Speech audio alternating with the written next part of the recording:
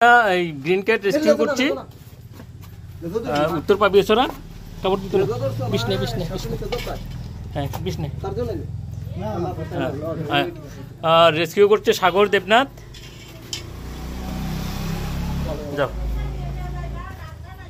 এই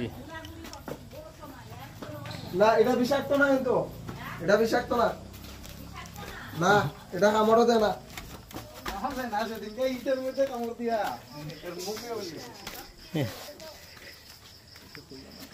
আচ্ছা তোমরা বাড়ি এখানে